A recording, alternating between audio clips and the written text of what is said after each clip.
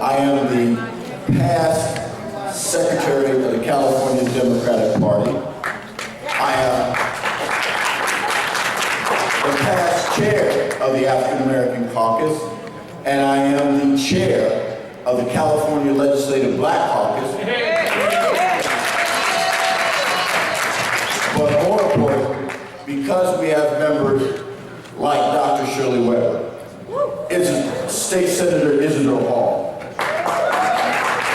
Mike Gibson, Assembly Member Autumn Burke, State Senator Holly Mitchell, Assembly Member Sebastian Ridley Thomas, Assembly Member Cheryl Brown, Assembly Member Jim Cooper, Assembly Member Holden, Assembly Member Kevin McCarty, and Assembly Member Tony Thurman.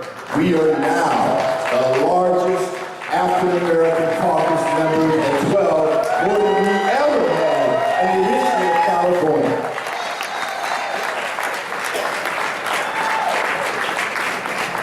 My job tonight is very simple: to open the meeting, to get approval of the agenda, and to ensure that you know at 10:15 tonight, across the hall, there's a special tribute given by State Senator Isidore Hall and myself in honor and in tribute of the California Legislative Black Caucus.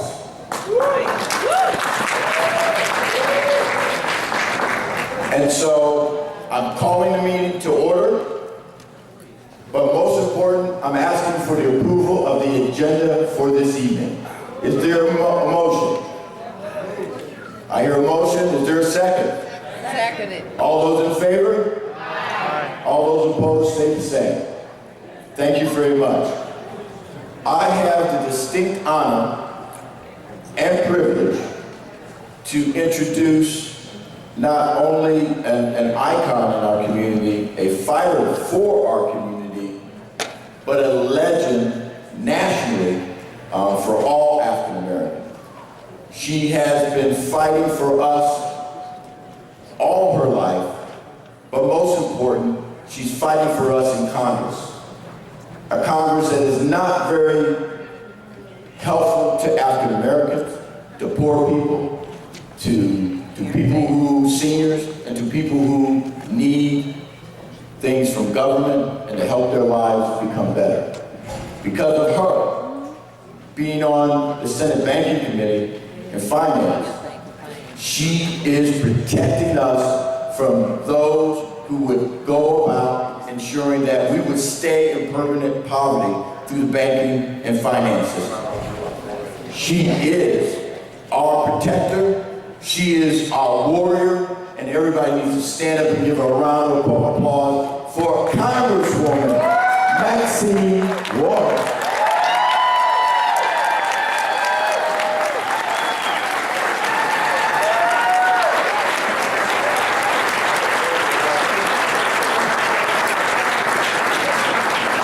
Good evening, ladies and gentlemen.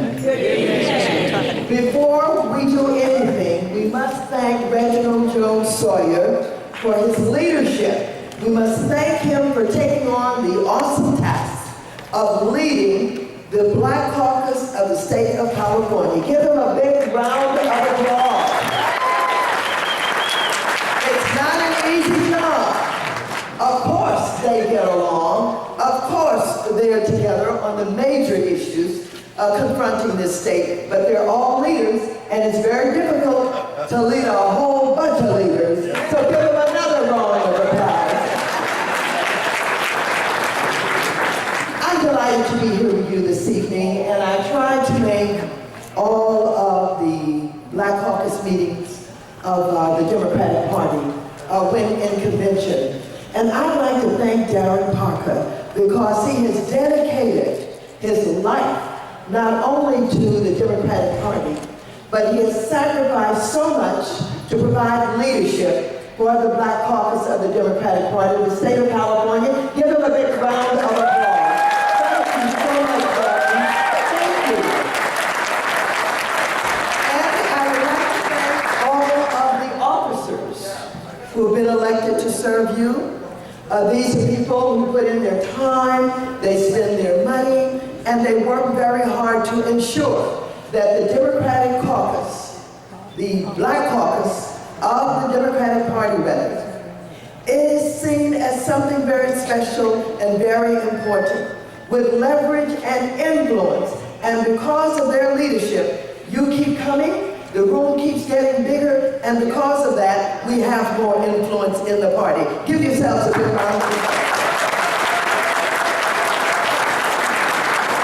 State legislators, I know that there are a lot of issues on the table that you're dealing with. The same thing is true of the Congressional Black Caucus in Washington, D.C. It's 43 of us now.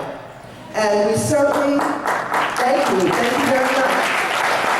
We certainly are building power and influence at a time when we need people who are willing to stand up against the Tea Party and those very right-wing conservative Republicans who are trying to dismantle government as we know it. And so I bring you greetings from the Congressional Black Caucus. I not only bring you greetings, but I extend a hand from the caucus to work with our legislative caucus so that we can make sure that we're doing everything possible to represent the least of these and to represent people of color and to represent those who have not been at the table when important decisions have been made historically. So, with all of the issues that are confronting you, I'd like to draw your attention to something that the entire world is focused on at this time. I know some of you are probably thinking about what's happening in the Middle East. Some of you are thinking about the big trade issue that we're dealing with. Some of you are thinking about the big transportation legislation that is not being reauthorized and wondering what's going to happen to the resources for the infrastructure in your areas. But I want to draw your attention to something that we've got to straighten out in America, and that is the relationship of the police community to African Americans.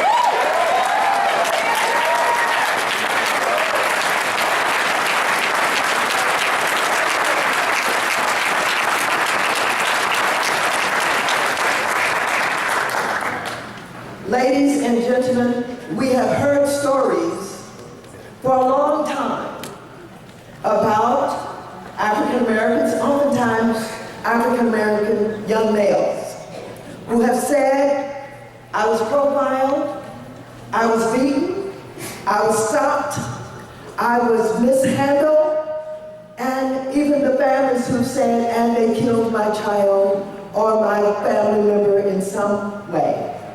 And oftentimes, we don't know what really happened, but we felt something is not quite right.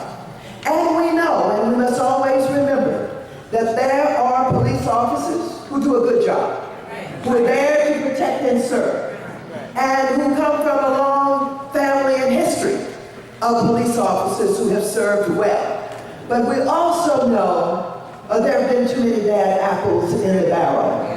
And those bad apples in the barrel are spoiling the whole barrel. And so, now, because we all have cameras, we all have cell phones, and people are taking pictures, and they're documenting what is going on in some of these instances. We're finding out that not everybody tried to grab somebody's gun. Not everybody went for something. Not everybody tried to fight or punch a police officer. Some of them ran away because they were frightened. And unfortunately, we're seeing too many who are being shot and shot in the back. And so this cannot continue. We know that we've had for a long time to struggle with the whole criminal justice system. Whether we're talking about the profiling, or whether we're talking about the disproportionate numbers of people of color who are filling up our prisons all over this country. We know we've got work to do. And so, some of us are trying to send that message throughout this country that we have a lot that we need to do to strengthen our communities. The unemployment rates are still too high among young African American men. The unemployment rates are not only too high, but access to health and education, access to an opportunity to own a home, to get a mortgage, on and on and on, are issues that we've got to continue to work on. And we've got to work on it in such a way that when something goes down in our community, the anger and the distrust is so much that people act out in ways that make us all uncomfortable. I've been working on this issue for many, many years. And when I first started to talk about the lack of opportunity, and not everybody is a thug or a criminal, and we should not paint them that way, I was demonized. And it was said that I didn't understand that everybody that was involved in any way in acting out or speaking out, or at the time when we started talking about no justice, no peace, not only were we demonized, we were said to be a part of the problem. But now we're understanding, we're seeing more, people are documenting, witnesses are coming forward, and we're understanding that that is all right. And so, one of the things that we're doing, women, under Black Women's Forum, in Los Angeles on May 30th, we have organized a luncheon that's a conversation. We have 5 of the mothers of young Black men who have been killed in recent times. We have Trayvon Martin's mother, you remember that from Florida. We have Michael Brown's mother from Ferguson. We have Ezell Ford's mother from Los Angeles. We have Tamir Rice's mother from Detroit. And we have Eric Gardner's mother from New York that are coming to Los Angeles. All of them, this will be the first time that they will have been presented together. And they're just going to talk to us. And they're going to share with us what they've gone through. They're going to share with us what they have learned. Not only are they going to talk about their pain, they want to talk about what they can do with the foundations that they're creating to help bring about opportunities and teach people and help people to be educated about what they can do as good citizens involved in the political process, involved in public policy to help bring about the best police department that we can get. And so, I wanted to share with you, not all of you are from Southern California, are from Los Angeles, but you're welcome to participate. On May 30th, there will be some flyers that are going to be put out. We welcome you to come to Los Angeles at 12 noon, where we're going to have the mothers, and we are bombarded with requests to come to at least 5 other cities. And we may just do that and it's spread it across the country where people can have this kind of conversation where we're talking about what goes on in our communities and why young people run from the police and how the police can do better community policing and get to know the community better. And what we can all do as great advocates and public policy makers to get the kind of public policy that's going to direct resources into our community and use our leverage and our influence to ensure that we do everything that we possibly can to deal with poverty, to have a safety net, to deal with Section 8 and housing opportunities, and to make sure that the educational systems are serving us. Big agenda. But ladies and gentlemen, our agenda has always been big. Our grandfathers and our grandmothers had big agendas, and they brought us this far. And so, having come this far, and many of us having been blessed with the opportunity to serve, many of us have been blessed with the opportunity to earn a decent living. Don't forget from which you came. And don't forget what your responsibilities are. And having said that, members and friends and supporters of the Legislative Black Caucus, let's be about the business of using our power and our influence to make not only our neighborhoods better, our communities better, but this whole world better. Thank you very much.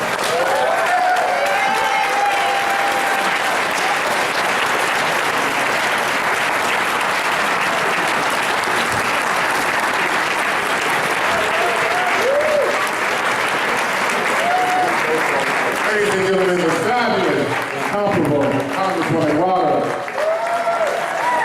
With that, we're going to to quickly move to our schedule. We're going to quickly move to our schedule. 1 second.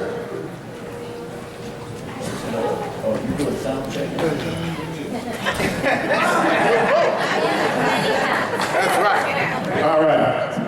And you guys do that very white voice. All right, that sounds much better. All right.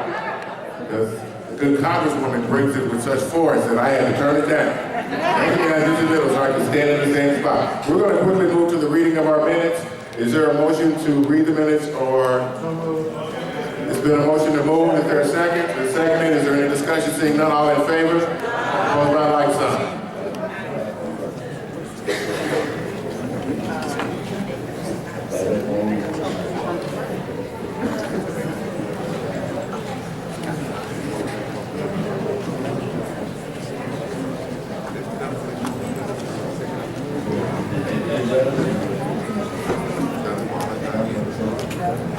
Good evening, ladies and gentlemen. At this time, our secretary is not here, so we're asking for a motion to defer the reading of the minutes. Second. All in favor? Aye. Any discussion? Thank you. Okay, with that, we'll move to our treasurer's report. Bobby Jean.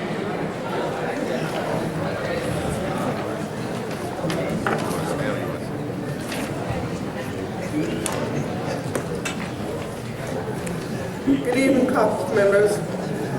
Thank you all again for coming out in numbers like you always do during our conventions. You gotta speak up.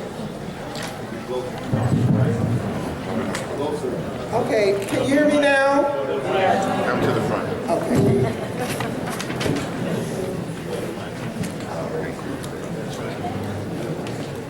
Good evening, Caucus members. Thank you all again for coming out in big numbers to support the Caucus during this convention.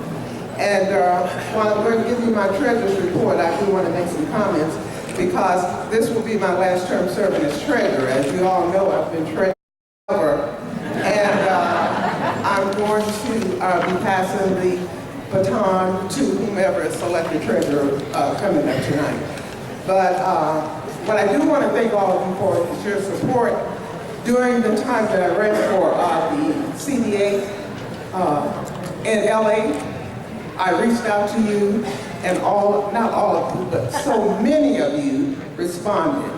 And so I hadn't had an opportunity other than to communicate in writing to thank you, but I want to thank you in person tonight. Amen. And I'm not going to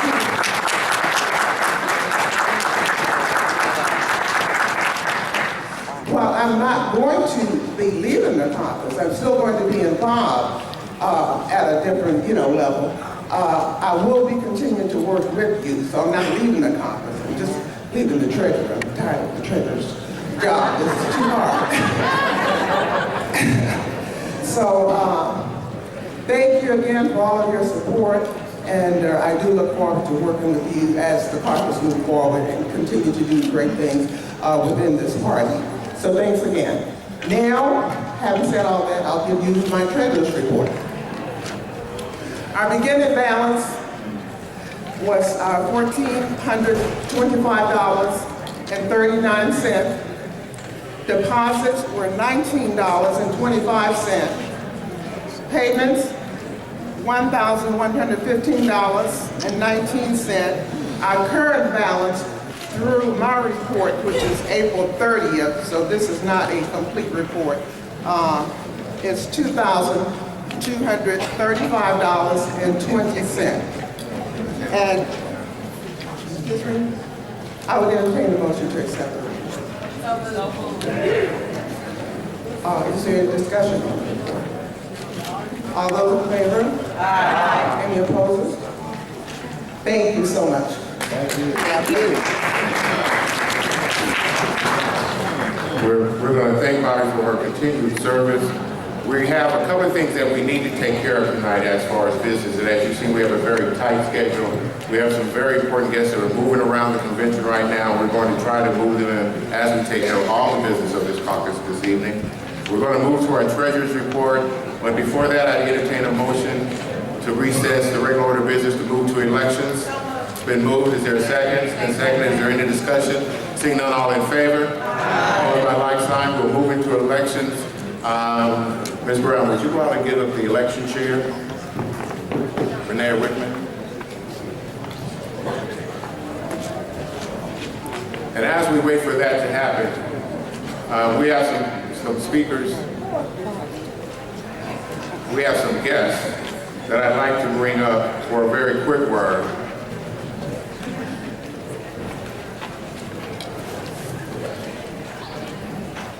Good Senator Paul, would you please join us at the podium? All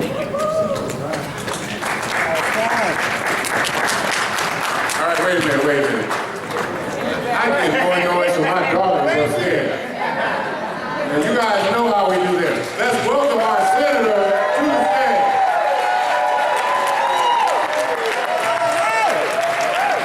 Let's give our chair, Derek Parker, a round of applause for doing an extraordinary job.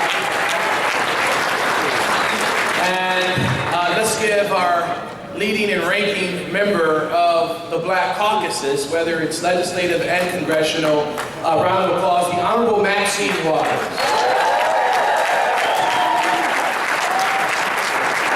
And I also stand to celebrate the achievements of the Black Caucus. As our chair, Reggie Jones Sawyer, indicated, we are 12 members strong, and we're hoping to be 14 members strong if God says the same. If God says the same in 2 years. We have an individual right here who's running for Senate in Pasadena.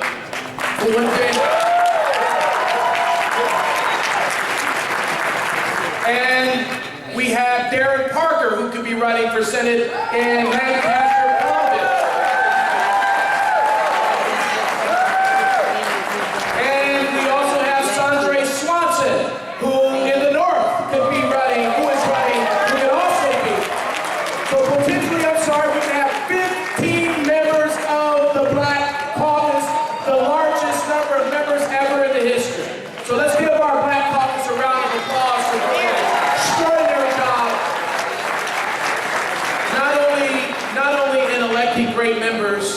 But also fighting for the things that's most important to the Black Caucus, to the Black community, and to that of the Democratic agenda. And that's education, early childhood education, jobs, healthcare, public safety, and most importantly, tending to the business of Black folk. And as we talk about tending to the business of Black people, I want to give a special recognition to an individual who has been doing that. He has been standing up for those without a voice, advocating for the disenfranchised, opening doors for those who had never had doors open for them. And he has labored 30 to 40 years and struggle after struggle for working families. He is our Martin Luther King Jr. of labor. And so I would ask that each of you would help me recognize an individual who is retiring of many years in the state's capital, working for AFSCME year after year, and that is the 41st member of the Senate and the 81st member of the Assembly. That is Willie Pelot.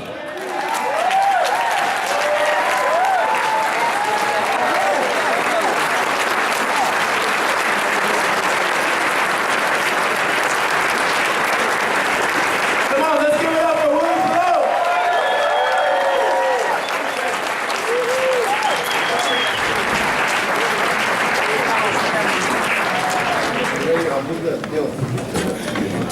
Let's get the other way, Your side. That's it, upward. Get a chance to rest. Yes. Okay, eyes on me now. Flip it upward. The other way. This way? The other way. Any other members of the Black Caucus? Okay, eyes on me. All right. Okay, 1, 2, 3. I'm here to say that. One more. 1, 2, and thank you. Got it.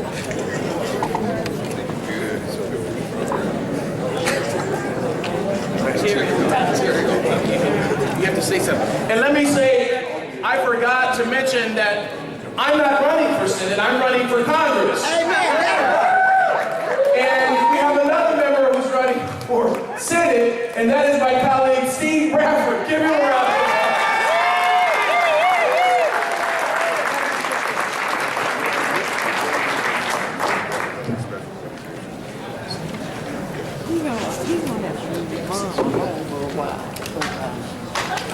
As the good senator pointed out, the young man behind me has been instrumental in making sure that those of us that wanted to have upward mobility in our community and government, he gave us the right path. Matter of fact, he put the actual footprints and said, follow these steps exactly and you will be successful. So for the first time in the history of this caucus, we are presenting the young man behind me, Mr. Willie Pelot, with the African American Caucus Icon Award.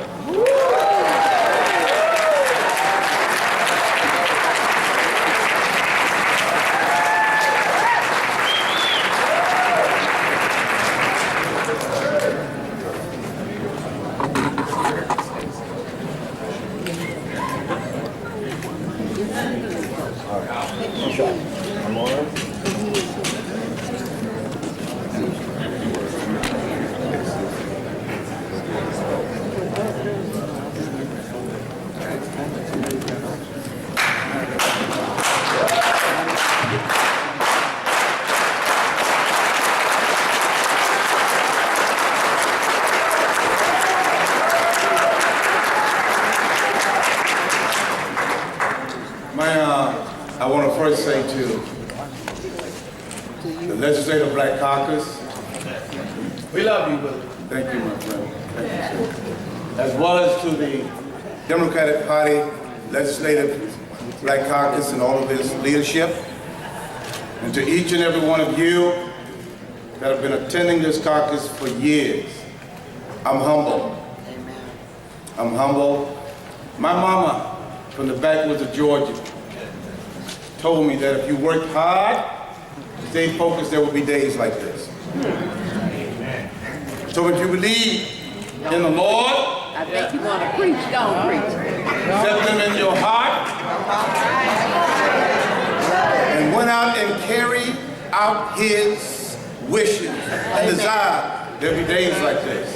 Yes, sir. Don't preach. I am only an instrument that have enjoyed the pathway that he has given me to represent 1.6 million working men and women in the community where my members live or where the Black Caucus members reside as well. I have been blessed. I have been blessed because of you allowing me to do the work that I do on behalf of working men and women. But let me be clear. Not only did it always start with my mama, because I lost my father when I was 8 years old in a family of 9. We already had all of us on this earth. We never saw our parents drink, smoke, and we never heard them have intimacy until someone showed up and we said, that's another brother and sister.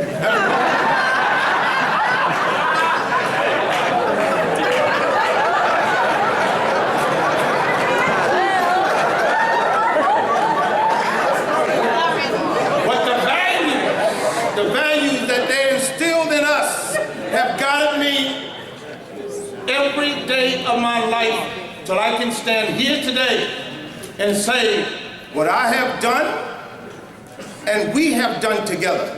I am hopeful that has improved the quality of life for those that I've represented as part of ASPE. And let me give credit to someone that's not here tonight. Without Willie Brown Jr., I wouldn't be standing here.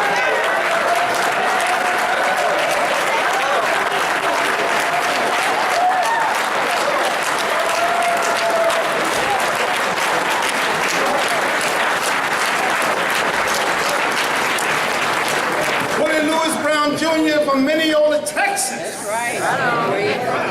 Gave me an opportunity, and before Willie, it was Mervyn Donnelly. Yes! Yes! Yes! As an intern.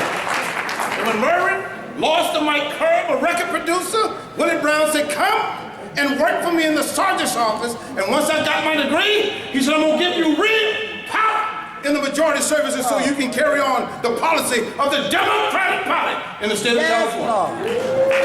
I give him credit, and then he married my wife and I. After 23 years with Willie, jumping over the broom and said this marriage would last forever. Sisters and brothers, I'm still infatuated.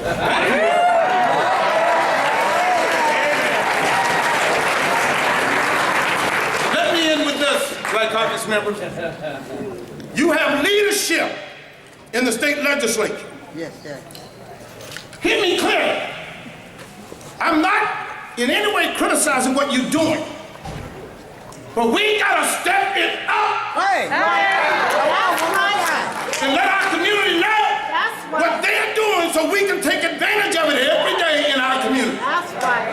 Say it. We gotta step it up and recognize the fact that if our members don't know that preschool is going to go through the legislature, our children will never get advantage of it if you don't step up and be our vehicle and start talking about it in your community.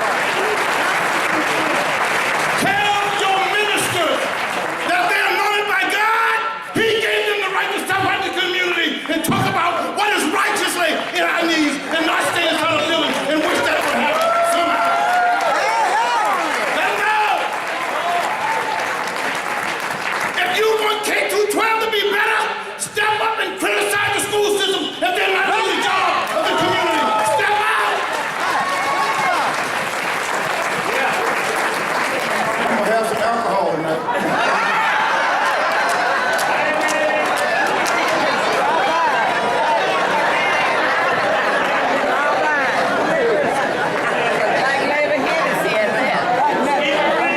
I know Brother Parker is telling me I can't take forever. But I can be clear to you that what Maxine Waters, our congresswoman, just laid out for you, we shouldn't lose another child. Amen. We shouldn't lose another adult. Public safety should be blind All right now. Come on. in the way in which they provide services to our community. Come on. Come on. Be a validator and not someone who remains in silence in your community. But if you want to have our babies, then you better step up and be parents the way I am. I brought my kids into the world. If they don't listen to me, I will take them out. That's right. Of course, my wife has something to do with it too, because in my house, I do what the heck I'm told. That woman's in charge. But let me go back and say,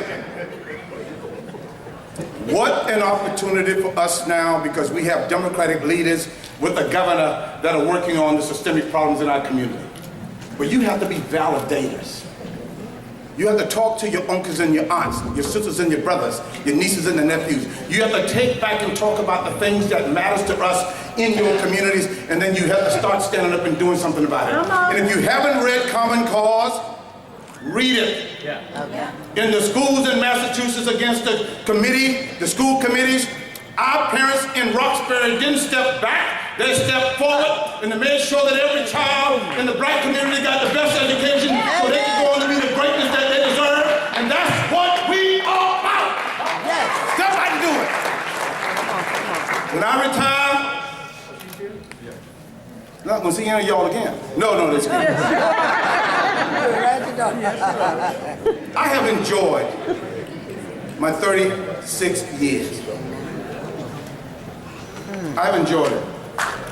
But at the age of 66, I want young people to step on my shoulders because I've been on shoulders. And I want to introduce you to the person who will take over after me. Sisters and brothers, please give a warm welcome to Brian Allison.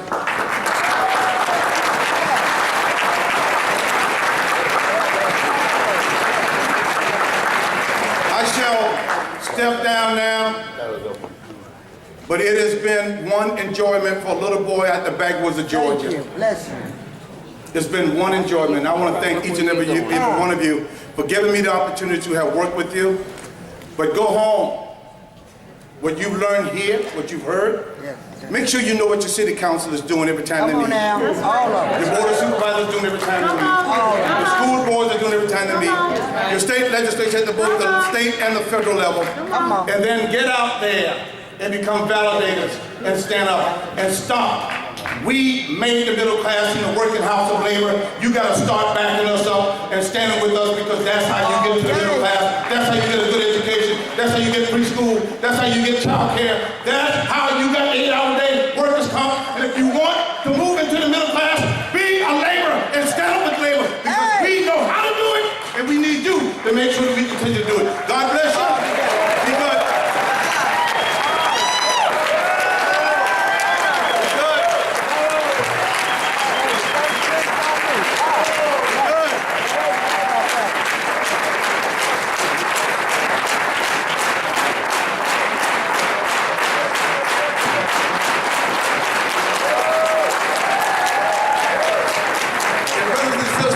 Let me tell you, she's sitting here, Tony Atkins, the Speaker of the California State Assembly. Not only is she dynamic, but when you talk about affordable housing, you talk about veterans, you're talking about making sure the preschool education, all this stuff is in place. Y'all better get to know Tony, because she's on a roll, and this caucus is rolling with her, and it's going to make a difference from Autumn Burke to Dr. Weber to John Sawyer, right on down the line. Cooper, and Cooper's from law enforcement. He gets it. Speaker Tony Atkins. Ladies and gentlemen, recognize the man who created planning our work and working that plan, that blueprint that he put together some years ago. The results of that are sitting in this room today, and as you see, we don't have a seat in the room that's available. It was from the hard work of this young man that we created that. And with that, I'd like to take the lapel pin from my head. There we go. I mean, collectively. Harry. No, it's not gold. The end is a goal. The end is a goal. We want to make it Vice Chair Emeritus. Ladies and gentlemen, put your hands together for it.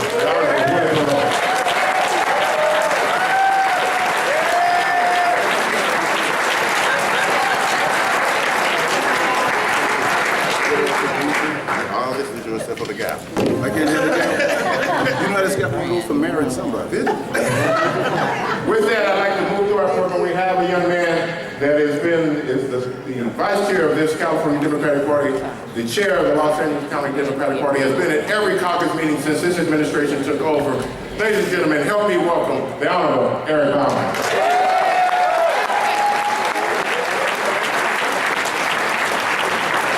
Now, let me explain something to you. There are only 5 people that I ever worry about following. You know, I'm pretty good at the microphone. But there are 5 people. Starting with President Bill Clinton. Followed by the Reverend Al Sharpton.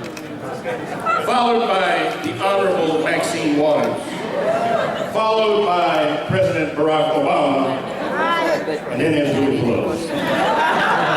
Now, I fancy myself the preaching rabbi in this house, as you all know.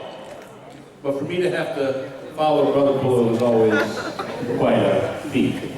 But let me say, the LA Democratic Party, for those of you who don't know about our JFK Awards, on May 31st, we are honoring Brother Pelosi' lifetime of service to the people of California. And he deserves it, and he has earned it, and he's exactly why we're Democrats. Now, this convention is about defining the difference between Democrats and Republicans. And I want to tell you about 2 experiments.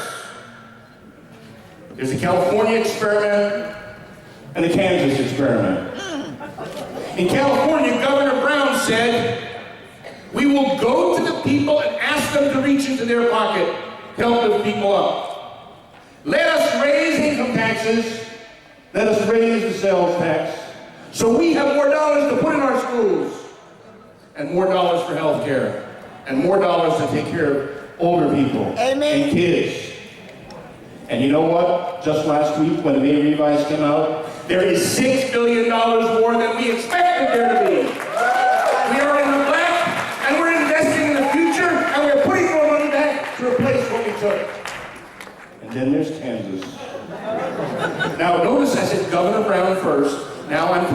Governor Brown back.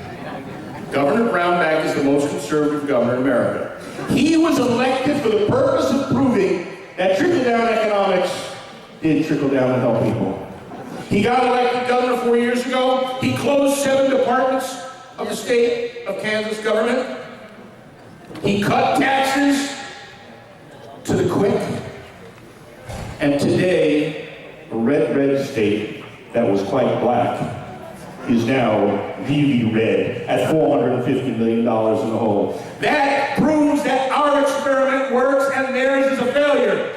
It proves you can ask people to reach in their pocket and do the right thing to lift all people up.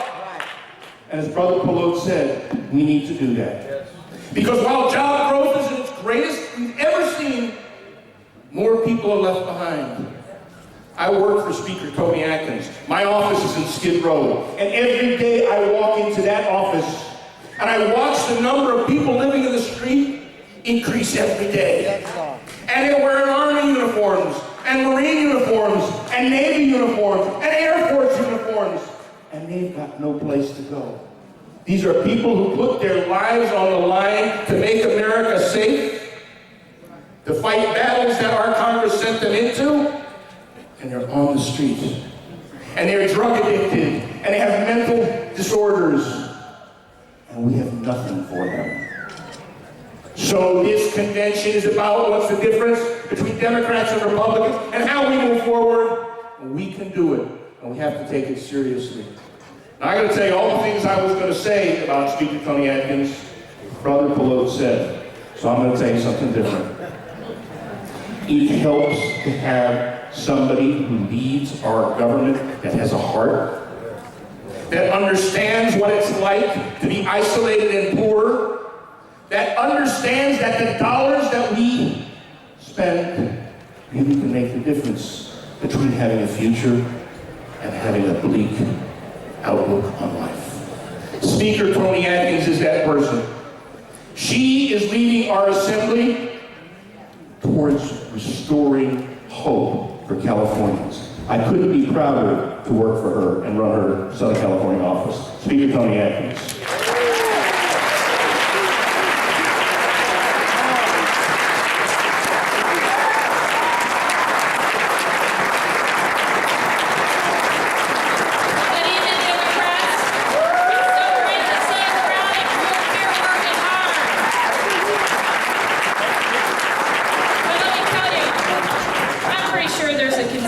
Against me right now. This is the second time in one day I've had to follow Willie Pelote.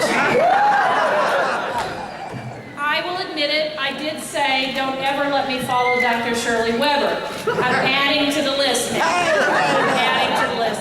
It is so great to see you all here tonight, and I want to thank you, Eric, for the great introduction, and you know, Willie, thank you for your decades of service. You are the heart and soul of the labor community, and you have made a difference in the lives of Californians, but it has reached out even further because we know what happens in California sets the tone in the rest of the country. And being a Southerner like you are, and having to come all this way to be able to make a difference and hopefully have it impact our families in so-called right-to-work states like Virginia and Tennessee and Georgia. So I want to thank you in labor. As I came from the Labor Caucus earlier, I said, look, it is labor and it is Democrats that have made a difference in our lives when it comes to working class people. And if it weren't for labor and it weren't for Democrats, we would not be as successful as we are. I would not be standing here before you today. I would still be in the hollers of Southwest Virginia. And so I appreciate every day the work that labor has done. And so it's no small thing that people are trying to kill labor, because they know that you are working on behalf of the diversity of our country in California. And when I look around, we know that's true. We know that's true, because I came out of San Diego, and I know that most of the members of Local 127 asked me, are people of color? And so when we move labor forward and the Democratic Party forward, we know that we're taking care of everybody, whether it's women, the members of the LGBT community, the African American community, the Asian Pacific Islander, the Latino community. We know. And I am just proud to have the opportunity to serve. And so we know what the issues are. We've talked about it all day. We are inspiring ourselves to be prepared for 2016 so that we retake with a supermajority the Senate and the Assembly so that we can continue to match our politics with our policy and pass progressive policies that make a difference in real people's lives. And I am proud to be able to work with the chair of the Legislative Black Caucus, Reggie Jones Sawyer. And I am proud. And I will bring you greetings from my majority leader, Chris Holden, who's at a family graduation. Family is the most important thing.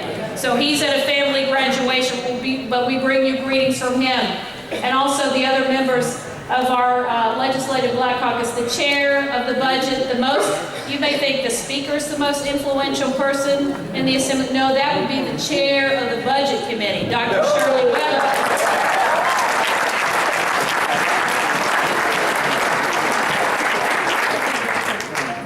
So the leadership in the Assembly is a diverse group of individuals from all walks of life and all experiences. Whether it is about public safety, thank you, Reggie, whether it is about health care, Dr. Weber, we make you wear multiple hats, whether it's about education. And let me tell you, Autumn Burke, up and coming. Let me tell you, this young woman took on people a week ago in one of the committees, and she told her truth, and we prevailed. So I want to thank you for the work that my colleagues are doing. I'm thrilled to see my original seatmate, Mike Davis, here. And our friend who's running for Congress, Isidore Hall. Mr. Cooper down there, and I saw Mr. Sebastian Ridley Thomas walk in somewhere. There he is. Mr. Gibson's over there. Now, I am blessed because I have some incredible leaders, not just in the Legislative Black Caucus, in the Latino Caucus, in the Asian Pacific Islander, and you know what? We got to get more women elected.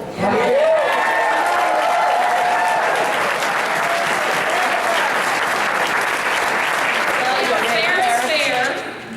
We're over 50% of the population, but we're less than 30% in the Senate and the Assembly.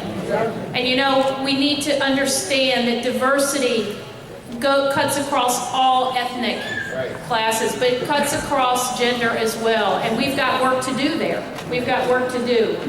And so, look, we know what the agenda is. It's health care. And look what Democrats have done in this country to advance health care broadly.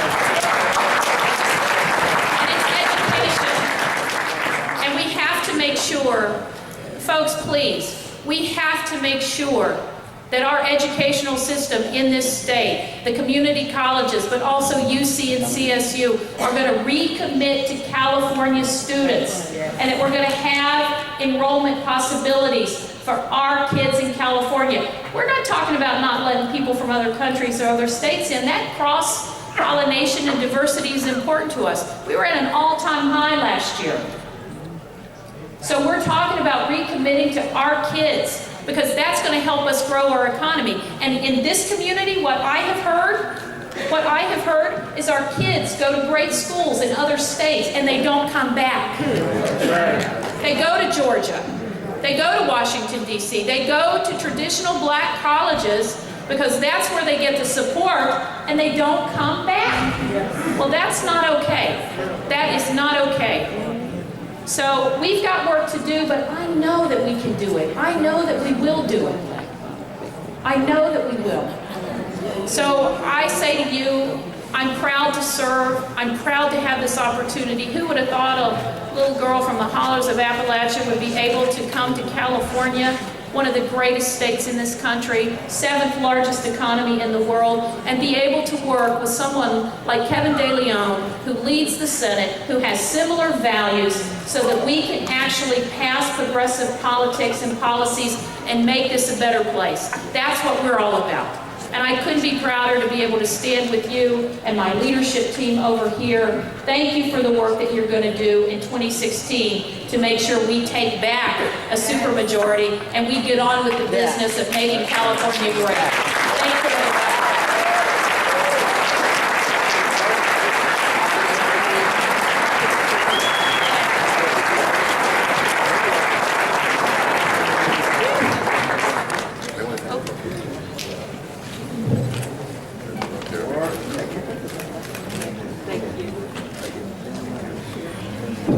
Ladies and gentlemen, now election chair. Thank you. Based on the Caucus bylaws, Article 7, Election Officers, Section C, there is only one candidate for each of the following offices: Chairman Darren W. Parker, Vice Chair Robin Pratt, Treasurer Heather Hutt. Are there any other nominations? Are there any other nominations? Are there any other nominations? Seeing none, I move that the offices of Chairman, Vice Chair, and Treasurer be elected by acclamation. Second. All in favor? I hereby relinquish my role to Chairman and finish conducting the election for recording secretary. Thank you, Madam Chair. With that, we still have one open race. I'd ask the three candidates for that race to please come up front. While the candidates are preparing themselves, ladies and gentlemen, I have the great privilege and honor. Excuse me, ladies and gentlemen. Can somebody shut that door? All ballots are now closed. All election, if you have your ballot, election is now closed. Would you please close the back doors? I'm sorry? I didn't turn the ballot yet. One second. Thank you, Jimmy, for correcting me. I said the ballots are closed outside because people are still trying to put in an application and try to get in a ballot at the last minute. Will you please bring the ballot box up front so once the candidates speak, everyone can cast their ballot who hasn't cast their ballot. With that, ladies and gentlemen, we have the distinct pleasure, excuse me, ladies and gentlemen, and could you please close the door back there, Mike? Thank you. Charles, would you please make sure that door is closed, sir? We have a young lady here that came to the caucus. And for those of you who have been around a while, know my history, but they also know that when I don't do something right, my mama told me to do it right. So my support for this individual is unwavering because I felt her spirit that day. It moved me to such an extent that I tracked her down at a convention to make sure that I righted what I thought was wrong. She's forgiven me many times over. But for me, it is important that I lead by example. So if it's not just for myself, it's for others. I try to stand here and represent this caucus with dignity. I try to stand as an African-American male that you can be proud of. But those that know I have 5 daughters and 5 granddaughters. So it is not a secret that I'm very, very partial to women. But this particular young lady is leading this country and taking it by storm. Amen. She takes no prisoners. She's smart on crime. Everybody wanted to be tough, and she said, you know what, tough don't work. Let's be smart. Let's work together. And that's what she's done, and with that, she is going to take us to another level as she moves into the U.S. Senate. Ladies and gentlemen, will you please welcome the Honorable Kamala Harris.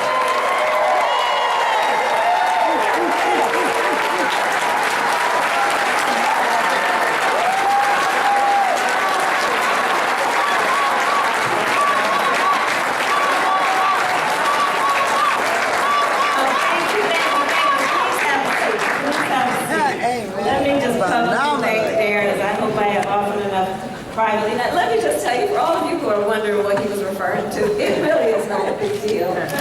It was about 5 years ago. And I was supposed to be on, I don't know what part of the agenda, and Darren kept making me wait. and he had other people to speak, he just kept making me wait. And then finally I was like, Darren, but why didn't you just make me, I didn't see you in the room. And then he's been feeling guilty about that ever since. And bless his heart, he keeps mentioning it every time. It's all good, sweetheart. It's all good. And thank you for your leadership, and thank you for the leadership of this caucus, because we know you are carrying a heavy weight on your shoulders. as are all of us as leaders in this room. I look at this row of folks right here, from Maxine Waters,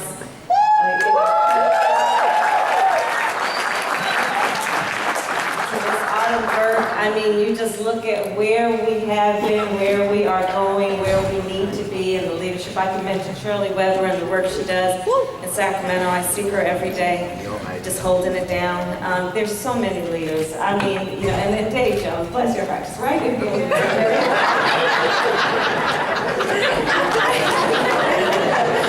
And our next congressman. We've got a good crew of leadership, and I want to thank everybody for all that you do.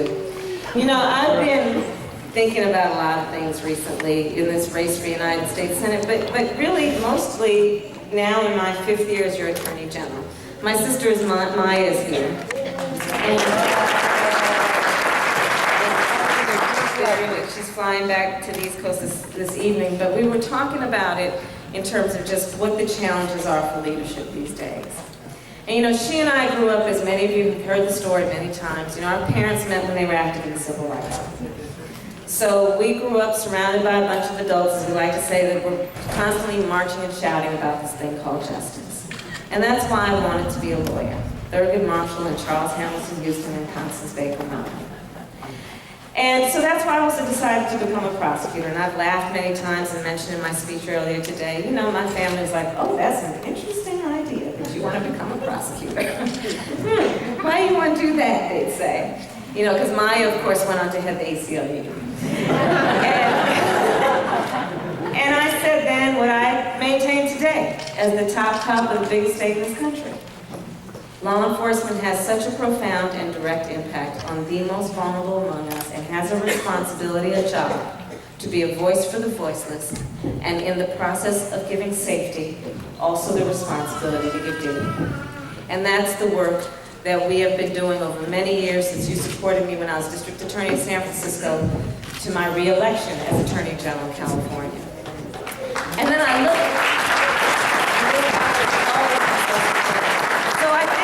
the issues in terms of the substance of where we are, and I want to talk about 2 in particular, which is our babies and what we need to do with our criminal justice system. But I also want to talk a little bit first about the nostalgia, the memories, the pride I think we all have in the civil rights movement, in which we are also firmly grounded.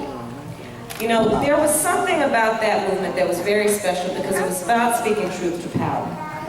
It was about also understanding that we were going to fight for the ideals of our country.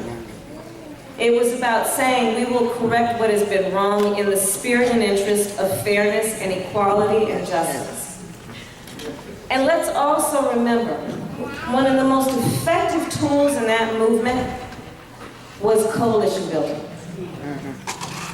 We knew as a collective people that there is so much that binds us in common and divides us when we talk about those of us who are all members of this humanity in this world. When we talk about all of those of us who are constantly fighting for civil rights and equality. We always knew we would stay committed to a coalition. And so part of what I want to leave this caucus with this evening is a reminder that in going forward on the challenges we face, let us rededicate ourselves always to that important method and tool and right thing to do, which is to build coalitions on the path towards where we need to be. So I'm going to talk about 2 things, babies and criminal justice. Why? Well, because they're quite related.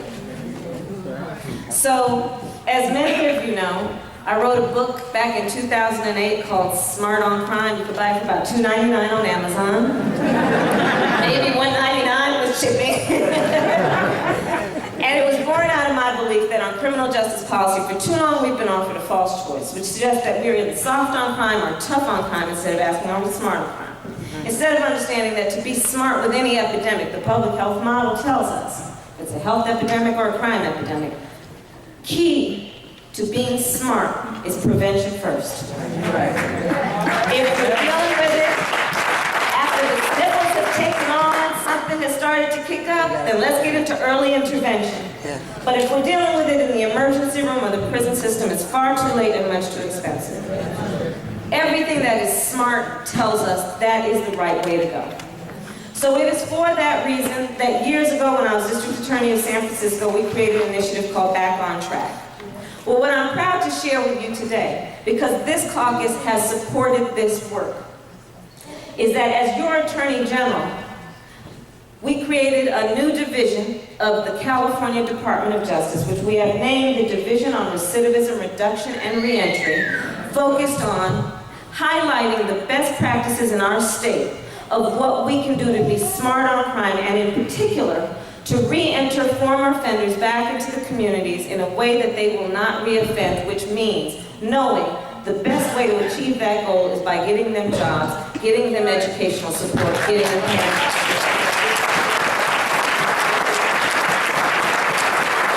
And this is the work that rightly should happen in a Department of Justice. I don't know of many other state Department of Justices that are doing this, but we are here in California. This caucus has always supported that work, and we must continue. Most recently, we started a pilot initiative in Los Angeles in a partnership with the Los Angeles County Sheriff's Department called Back on Track LA. It's a public-private partnership. We've right now got 90 young men in the Pitchess Detention Center who are in this program, who are doing exceptional work, working on a path toward getting out in a way they can be productive and do what they desire to do, including parent their children. It's important, good work, and I need your support as we go forward as a model for what this country can be doing. Now let's get back to Davis. So, as many of you know, there's another area of focus that I've had for a long time, elementary school truancy. Why? Well, I did a study once, years ago, of who the homicide victims were. Who the homicide victims were who were under the age of 25. Why? Well, because we had a lot of them.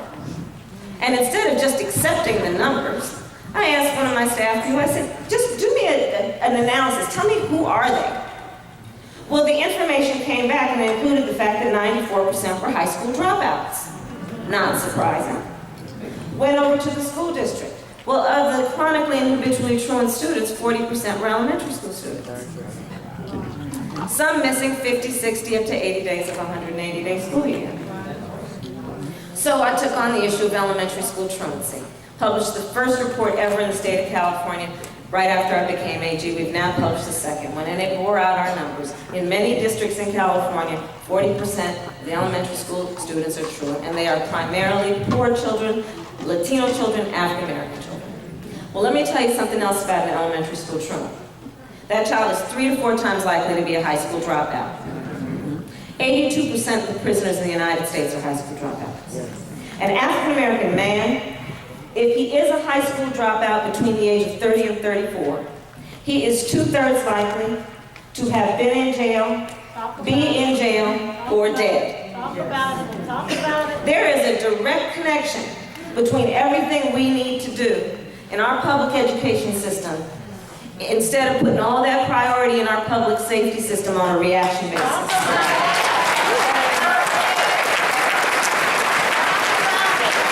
talk about more connections. Yes, there is a connection between education and public safety, public education and public safety. I'm going to show you another connection. So there is also another fact. The minimum wage, the federal minimum wage, is $7.25 an hour. So I've done the math on that. That's an annual salary of less than $15,000 a year. 2/3 of minimum wage workers are women. So if she's raising a family, she is probably holding down 2 jobs. A 3-year-old, by the time that child is 3, if being raised in a low-income or public assistance home, has heard 30 million fewer words than a child growing up in a middle, upper income family. 30 million fewer words. Not 30 million different words, just 30 million fewer words. Okay, so now let's back up for a minute, because I think one of the issues I certainly have about public policy around children in need is I think we have informed it in a very paternalistic way, which suggests if there's a child in need, we automatically wag, it must be those parents. Right. Instead of informing public policy around that child's need by a much more accurate premise, which is the vast majority of parents have a natural desire to parent their children well, but not necessarily the skills or the resources. So if we're going to be smart with public policy around that child, let us support the context in which that child is being raised and support that family. So let's go back to this mother who is working 2 jobs on minimum wage. When she gets home at night, what is she telling those kids? Sit down and eat and go to bed. Take a bath, go to bed. Now, by the way, those children are sitting down to a warm meal, and they are going to sleep in a clean bed. But she's just too tired to do much else, although every day when she comes home, she is pulling out dollars that she's putting aside for those children's college education, believing one day those children can grow up to be Attorney General of California. But from time to time, another thing is happening, where she's looking down at her 7-year-old and saying, baby, I need you to stay home for the next couple of days. Because your 2-year-old brother is sick. And you know why that's happening? Because on federal minimum wage, she can't afford child care. There is no universal pre-K. There is no full-day kindergarten.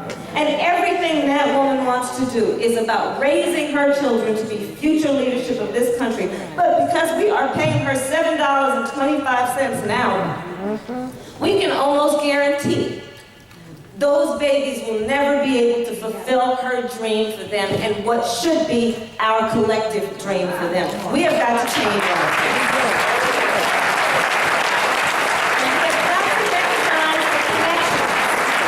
We have got to recognize the connections. People want to put billions of dollars a year in a criminal justice system and house people in prisons. Talk about it.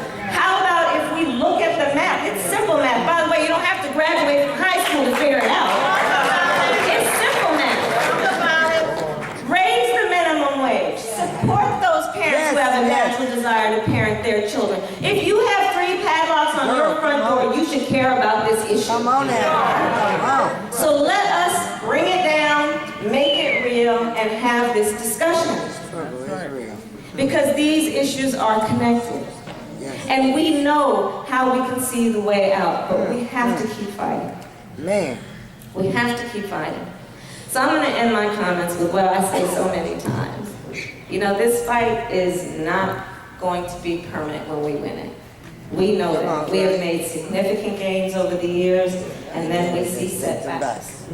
Come on. We get 2 steps forward, and then people trying to knock us down. Yes, Lord. Teach. It's the nature of it that we have to be vigilant. We have to fight. We cannot rest on our laurels. We can't do too much of a happy dance. I love Pharrell's song, but you know what? I am happy some days. And some days I'm kind of mad. But we got to keep fighting. And that's what this caucus is about, and that's what this convention is about. Right. And so we know the issues that face us, we know the challenges we face, but we also have a roadmap for what the solution is. Come on. Yes. So let's not despair.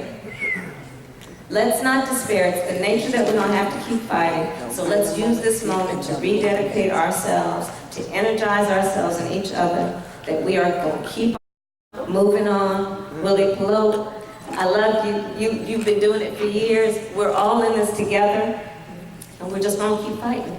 And I know we will win. And so I want to just leave this group with a saying that, you know, Maya and I, we joke all the time. You know, my mother used to say, Kamala, you may be the first to do many things, but make sure you're not the last. And so a lot of what we are doing, those of us in this room standing on great shoulders, is we are saying that we're going to focus on our children, we're going to focus on our future, because our greatness and our strength will only be measured by what we leave behind. So let's keep on working.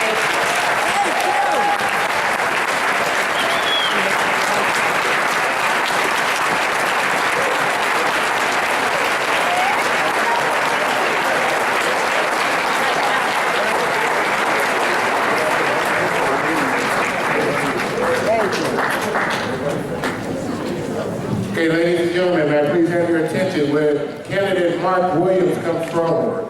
Would candidate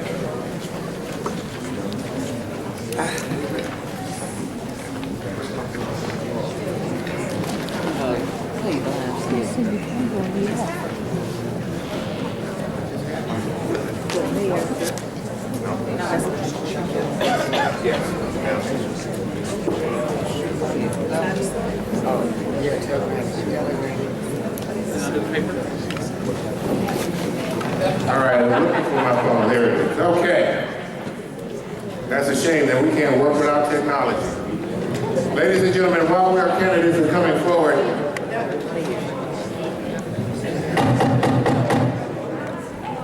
I love this guy. Okay, ladies and gentlemen, while our candidates are coming forward, I'd like to recognize the Honorable John Chung. John Chang, are you out? Are you in the house? Hey, John. Everybody give her a hand of applause. Honorable Benny Yee, would you please stand and be recognized? The Honorable Adam Burke, would you please stand and be recognized? The Honorable Jim Cooper, would you please stand and be recognized? The Honorable Shirley Weber, would you please stand and be recognized? The Honorable Jose Molina, would you please stand and be recognized? We have other guests here, but they're on our program, so we're going to move right into our first candidate speaking. He has 2 minutes. Mr. Mark Williams.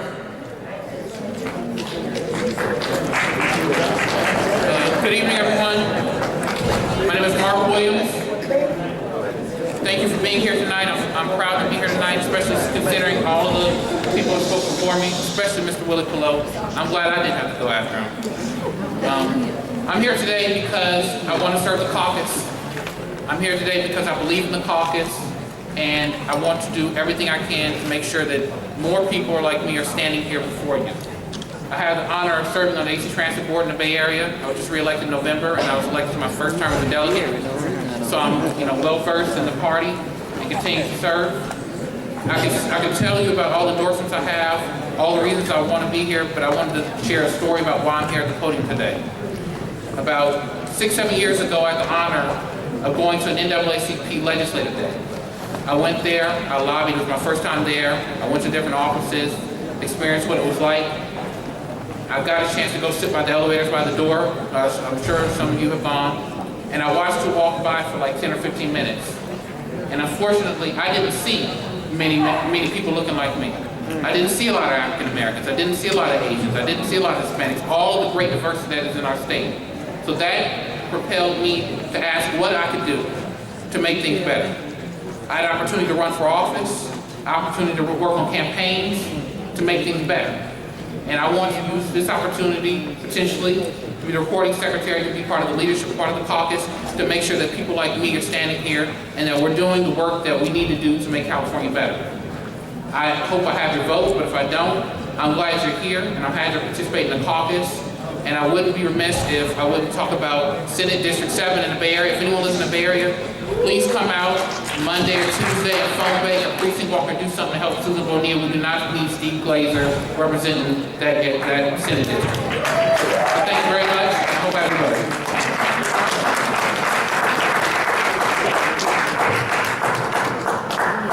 Okay, our next candidate speaker will be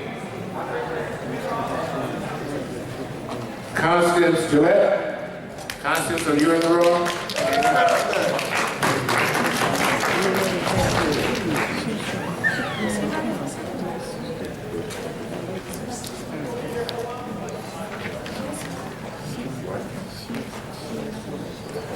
Good evening, Democrats. I'd like to tell you a little bit why I'm here today. In 2009, my mother began to act strange. She couldn't remember things, and I couldn't understand why she couldn't remember things. We took her to the doctor, and they said she did not have dementia nor Alzheimer's, but she continued this strange behavior. So I got so sick, I was hospitalized twice. I think they thought I was having a nervous breakdown, which I was, because I could not understand why my mother wasn't acting appropriately or the way that I was used to her acting. So I did start going to a psychiatrist. They told me that they thought she had Alzheimer's or dementia, I had her checked again, and she did. I was not able to find services in the neighborhood that I lived in. I started going to a support group, and I was the only African American there.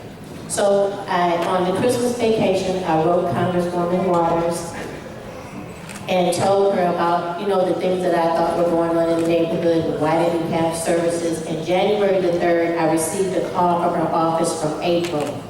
And April said, the Congresswoman said she likes what you're saying, start a nonprofit. She said start a 501c3, which I had no idea what that was. Get a website and cards and start a nonprofit, and I did. And that's the way that I got involved in politics. And I decided to run for the recording secretary, but my mother failed. And I called and asked them that I respectfully rescind it because I thought it was more important for me to use my time to take care of my mother. Amen. But I'm just here to tell you that I do talk about Alzheimer's. I go to churches, senior citizens venues, and anyone that will invite me out. I can talk to you about Alzheimer's, about caregivers, about taking care of yourself, about the 10 signs. But I just wanted to let you know that I did rescind. But I'm so glad to be here and just to be able to stand in this space where Congresswoman Waters could, Kamala Harris. My mother would be very, very proud of me. And I thank you for this opportunity to speak to you.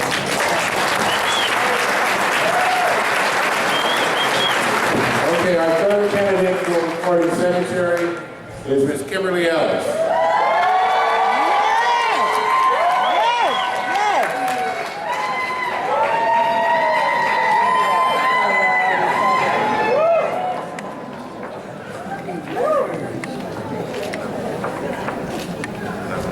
Amen. 7 years ago, my brother Victor Ellis died of cancer at the age of 28. It was through this unexpected and untimely death that I found the courage to step into political power. Watching my brother take his last breath was transformative for me. Even more transformative was witnessing the outpouring of genuine love and support that he had amassed, with nearly 1,000 people attending his funeral. My brother, they all said, lived his life out loud and with purpose. Today,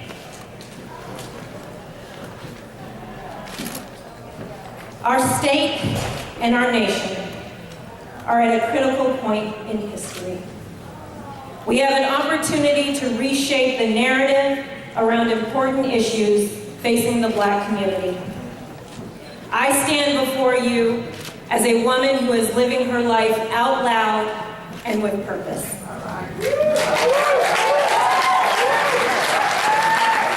I want to see the Democratic Party do more to support and engage the Black community around the entire state. Yes. And I am committed to ensuring that this happens.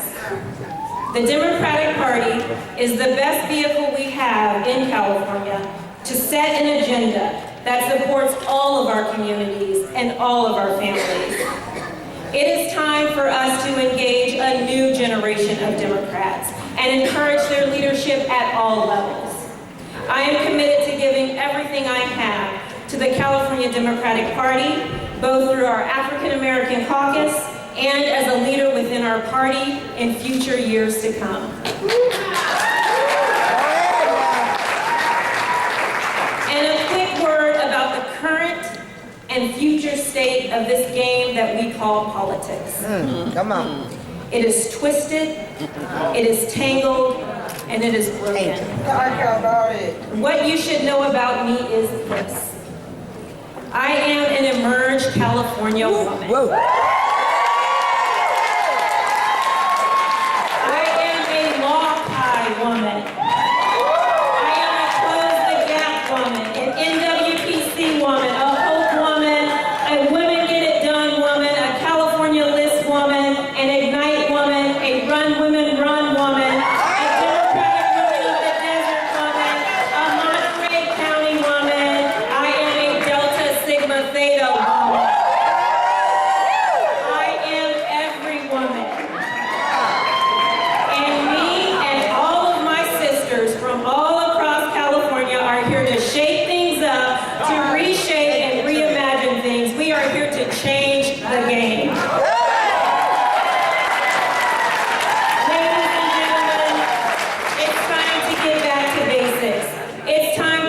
use the power that we gain through politics with purpose and to do good for others. I am Kimberly Ellis, and I would be honored to have your vote. Thank you.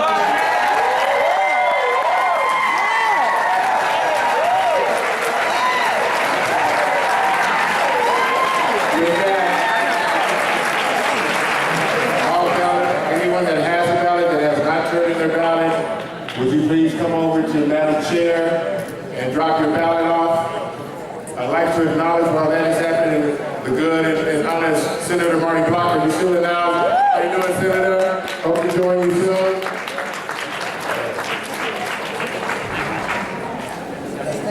While people are bringing up their ballots, we have some more special recognition with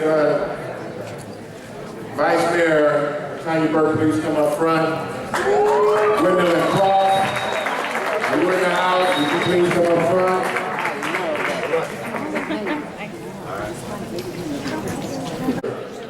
Informed, excuse me. I know our treasurer informed everyone that she would no longer be our treasurer, but she was not going anywhere.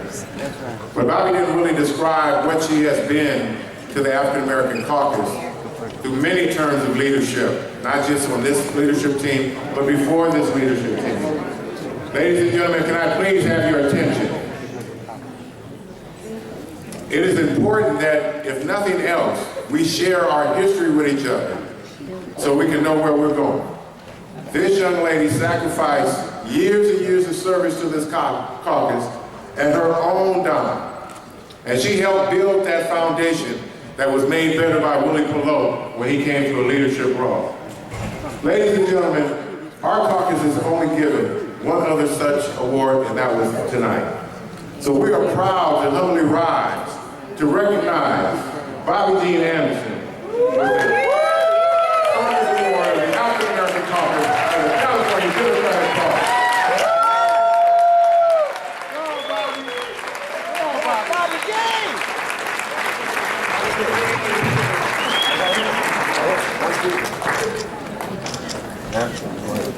One more?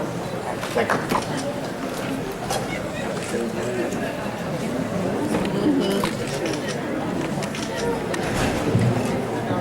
And while we're recognizing these great women of our caucus, there are a couple of women who have been regional directors for this caucus.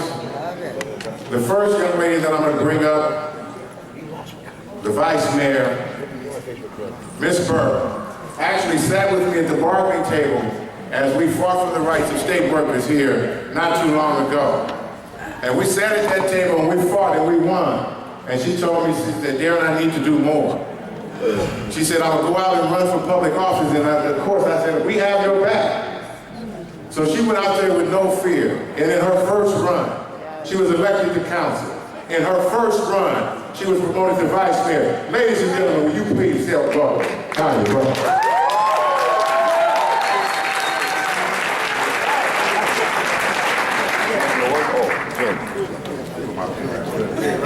Okay. And as we do in our caucus, for those individuals that have done good work, we remove the lapel pin from my lapel and place it on Madam Mayor's collar. Did you guys hear what I said? Yes. Did you hear Madam Mayor? Yes. Did you hear Madam Mayor? Yes. Did you hear Madam Mayor?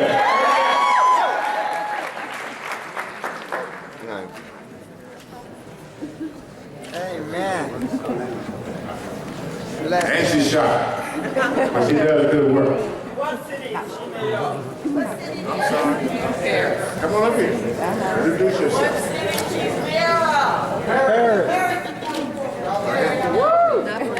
Good evening, I'm Tanya Burke, and I'm the Mayor Pro Tem of the City of Paris.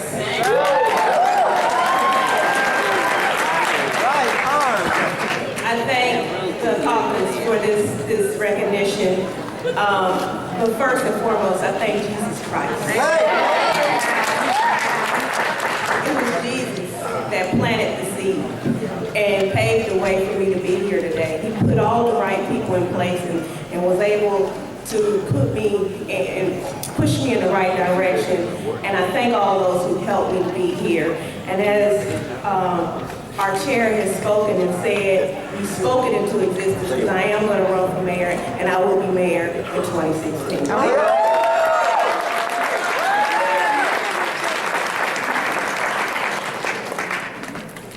Quietly, we have been working behind the scenes because we are mentored by a lot of women. And there are a lot of men in my life, but there are some women in my life that take special care to take care of their own community. Some of you may have heard of California Women for Women. You've seen it. It came from out of the dust of nowhere, now most one of the prominent sites in the state of California and this nation. But this was one of our regional directors that was in the behind the scenes working hard. And all the time I tell her, if you keep your nose to the grindstone, good things will happen, and she has changed many lives. Ladies and gentlemen, will you help me welcome Gwendolyn Cross?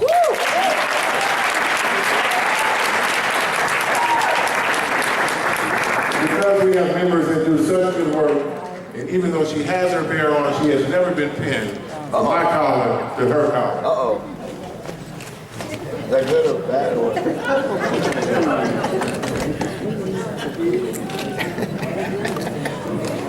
We're proud of our regional directors and the work that they do behind the scenes. Ladies and gentlemen, Gwendolyn Cross. I'm honored to be here this evening. What Darren didn't tell you was that I started a community program for veterans in the Rio Valley. It started because I have a love of cooking. I love to cook. And I wasn't cooking for my family anymore because everybody had gone on their separate ways. So I said, well, who am I going to cook for now? So in order to keep up my skills, I ended up over at the March Air Force Base. I don't know how, why, what possessed me to go here, but I went over and took a tour, and what I saw, it was just heartbreaking for me. I saw homeless men over there that were not getting decent meals. So after talking to some of the directors over there, I went home and I thought about it, and I said, well, I can make a difference. So I decided to start a chef's program over here, where I got a bunch of chefs and other people to come once a week. They had a night that they come and a day, and they would cook decent meals for these men because they weren't getting them. A lot of them would have cereal for breakfast and cereal for dinner. You can't give a grown man cereal for dinner. My heart just went out to them, and being the woman that I am and raised by my mother and my father, grandmother, they always taught me, you give back to the community. God has blessed you, so you go out and you bless someone else. And that's what I did. I got Chef Basil, who is a graduate of Le Cordon Bleu Culinary School, to gather up professional chefs that go over to the base and cook for these gentlemen every evening, 7 days a week. And we feed them good meals. Amen. One thing that got me one day, I decided to take them some ice cream. And I know some of you in this room, remember when you were kids and your mother would go to Thrifties or whatever and buy those big tubs of ice cream? So I decided to go to Thrifties and I bought 2 big tubs of ice cream. And when I pulled up and they started getting all the other food out of the truck, a couple of them started crying. And I said, what's wrong? Why are you crying? They said, Miss Glenn, we don't get this. We don't get ice cream.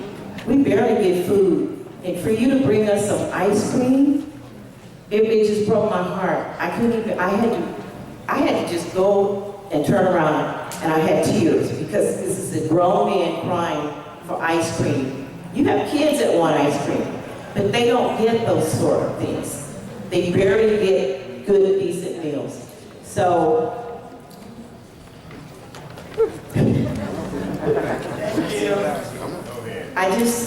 I want all of you in this room, if you have someone that that you know that needs help, any kind of help, reach out and help them, because you might be the only one that will help them. That's right.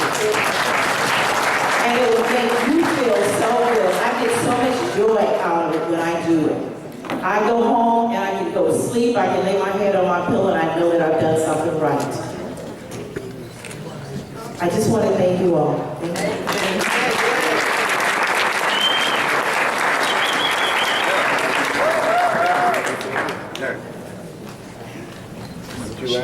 Thank you. Thank you. Excellent. Okay, thank you ladies so much. We now must get back to our speakers. Would you please start the lineup? We have next the Honorable Dave Jones, our insurance commissioner, will be speaking. After Dave Jones, Dr. Denise Fleming.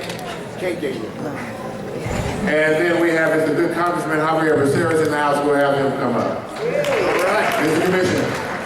Thank you, Mr. Chairman. Thank you, members of the African American Caucus. I just have a simple question. How many people here have homeowners insurance? How many have auto insurance? Don't tell me if you don't have auto insurance. How about health insurance? Life insurance? Disability insurance? Well, I'm just wondering whether you've ever had a chance to ask your insurance company to what extent are they taking some of your premium dollars and putting it back into the community? Have you ever had a chance to ask them, to what extent are they buying goods and services from African American, Latino, Asian Pacific Islander, and women-owned businesses? To what extent are they buying things from veteran-owned businesses? Now, insurance companies collect $257 billion a year. That's billion with a B. A year from California's communities and California's businesses. But guess what? They only spend a fraction of that in our communities. And I know this because when I came into office, I promised you that I would make procurement diversity a priority. And we began to survey this insurance company. They weren't happy about it, but we surveyed the insurance companies. If you go to our website, you can see the reports right now that show the percentage of procurement by the major insurance companies in California from the community. And you should use that information, insurance.ca.gov/diversity. Use that information to decide what insurance company you want to buy from. Because there are some that are leases. Kaiser has a policy of spending $1 billion a year in buying goods and services from California. But the other companies, not so much. Now, let me ask you another question. To what extent do you think the top 200 insurance companies that sell in California have people of color on their boards? Pretty much none. 83% of the boards of directors, members of the top 200 insurance companies are Caucasian. 81% are men. And of these boards of directors of the top 200 insurance companies that are selling in California, there's 1,153 board members, only 6.3% are African American.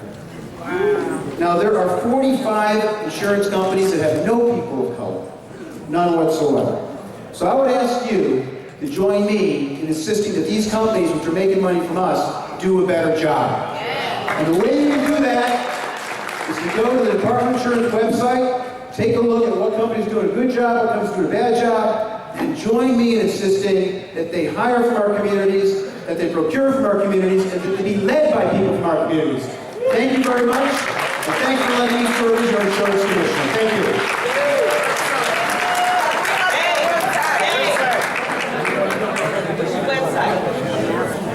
Insurance.ca.gov/diversity. All right, thank you.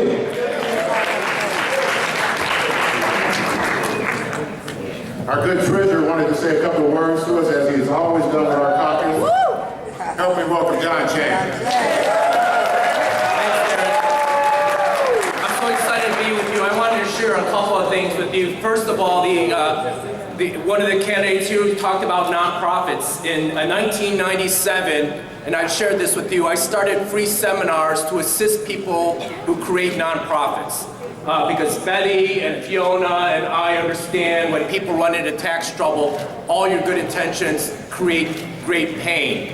Because you struggle when you have to deal with the tax agency. So Today, you can ask Betty, you can ask Fiona. Fiona just did a seminar in Santa Barbara. Get the tax and financial assistance that you need. Secondly, I wanted to push a program. Too many people today are not investing in their kids' and grandchildren's education. Today, 66% of the Americans don't understand that there's a 529 program.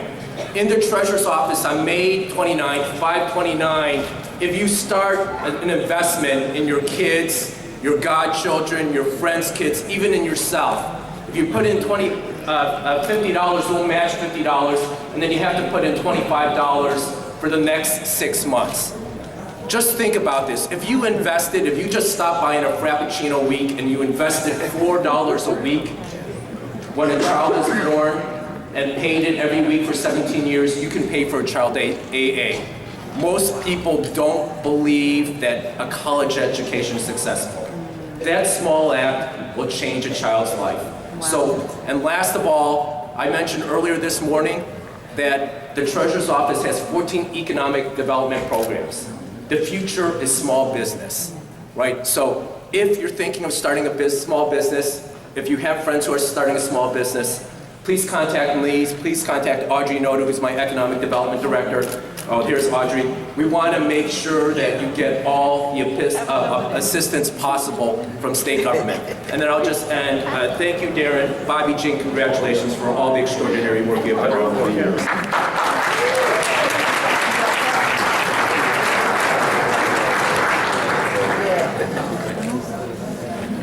Our good congressman, I see you sitting over there. Get your notes together. Would you please come up?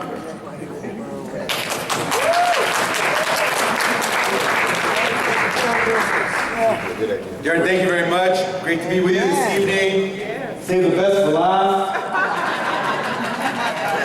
No, I mean the Black Caucus is doing this is Saturday night because you're saving the best for last. But if you want to think I was saying you're saving the best for last, you're getting it. Let me just say a couple of things because I know you've heard a lot of folks speak. Friends, there's something going on in America that can take us in one of two directions. We're either going to find out that we really aren't one America, or we're going to find out that people will learn to live with the diversity that has become the fabric of this country, and we're going to learn that that's what's going to make us strong. But let me tell you what's going on, that I think for many of us always puts us on alert. And I know what I'm about to say, you're going to say, I got this. You've heard recently that there's discussion that there is a bipartisan effort in Washington, D.C. to deal with criminal justice reform, right? That we are finally going to tackle this disparity in treatment based on drugs and the application of the law and punishment based on drugs. And now all of a sudden you're seeing even Republican candidates for president talk about how they're going to change the ways, right? I'll tell you how I think you should perceive this and the reality. You know, we just saw a black man die in New York on video, right? And there was no prosecution, right? Right. Guess who just won a special election in New York City to replace a Republican who had to resign because of tax fraud? The prosecutor who was supposed to prosecute the officers to determine if these officers would face punishment for having a black man die on video. That man is now a congressman. And so I say to you, will we let 2016 look like 2014? If we are smart, we understand that if America is going to change in that right direction, it won't be because others are seeing the light. It's because we're going to teach them there's some heat, and we got to get out there and do this the right way.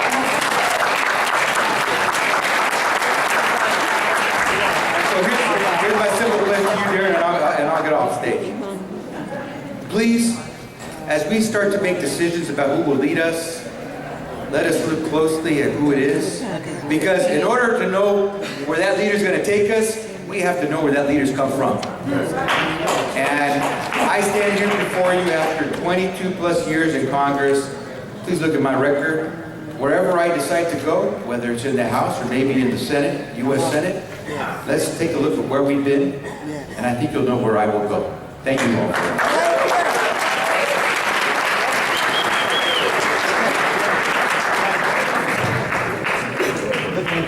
Why don't you answer? Thank you. Excellent, excellent. So we're going to quickly move to the rest of our guest speakers, special guest speakers. Staging next would be the Honorable Mike Gibson, the Honorable Steve Bradford, the Honorable Mike Davis. Dr. Fleming, would you please come up? And I think we have the Honorable Fiona Ma in the house. If you can raise the room.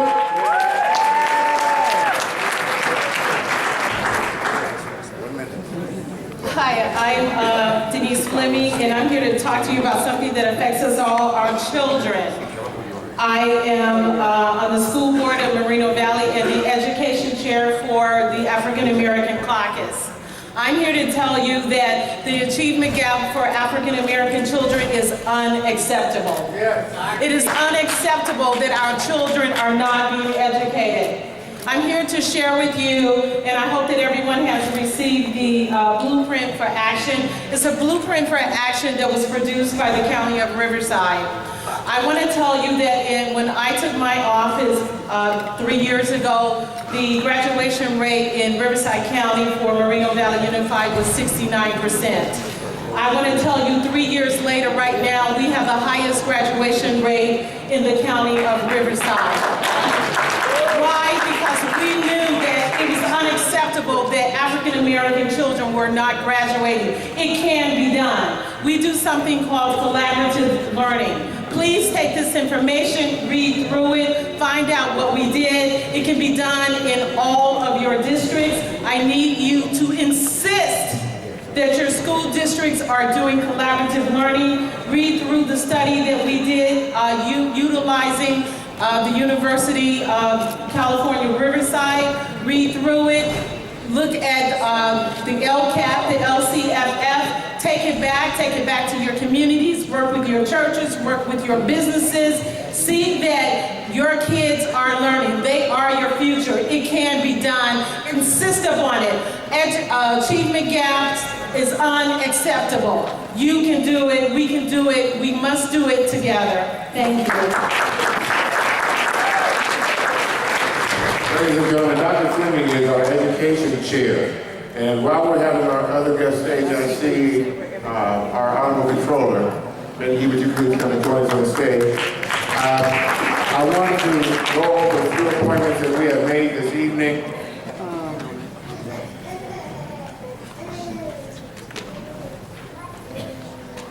And I'll ask for a motion to accept this after I make this announcement. For issues and advocacy, Mr. Phillips, we've asked that he chair that committee. Communications and politics, we've asked that Ken Maxey chair that committee. Parliamentarian would be Bobby Jean Anderson. She thought she was going to get away, but now we're going to keep her. Corresponding Secretary Tasha Brown, who is sitting at the table already. Education and Workforce, Joseph Williams and Hardy Brown. And Community Engagement, Constance Gillette will be appointed. I entertain a motion to accept those appointments. It's been moved, it's been seconded. Is there any discussion? Seeing none, all in favor? Aye. Opposed by like sign, motion passes. Thank you, Mr. Chairman. Good evening, Democrats. I know the evening is getting late. I wanted to just have an opportunity to come up and say thank you so much for fully participating in this convention this weekend. And what I wanted to just say, and I've been coming to every caucus, going to every caucus this weekend, just to say, let's continue to work together because we've got issues that have every potential of dividing us. And I want to just give a shout out to the candidates who are here from the not so popular areas of this state, because it's very, very hard to run in places like Riverside County. And I want to give a shout out particularly to Tanya and to Dr. Denise Fleming. These are women who are creating change in some very, very difficult parts of the state. And they're only going to help me do my job, which is as your chief fiscal officer, my job is going to be to close the gap between how we can be the 7th largest economy, creating economic opportunity, and also being a home of the highest rate of poverty. We're closing that gap. When we say economic opportunity for all, we mean economic opportunity for every single Californian in every corner of the state. Tanya Burke, Dr. Denise Fleming, so many others of you are helping us to do that. Thank you all very much for your support. Together, we will make sure that we can live up to that promise. Thank you.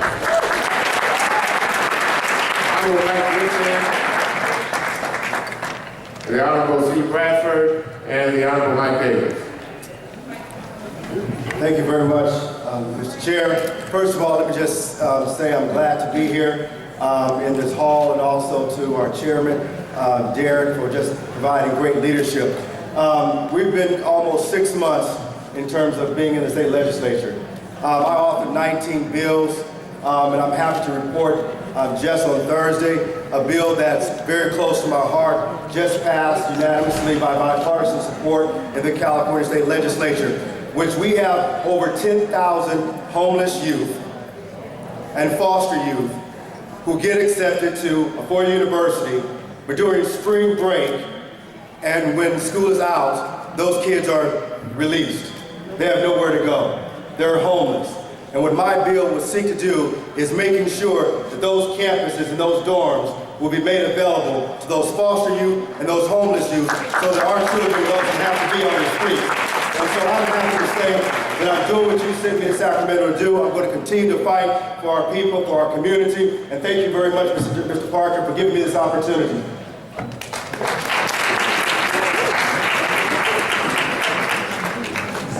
Honorable Stephen Bradford.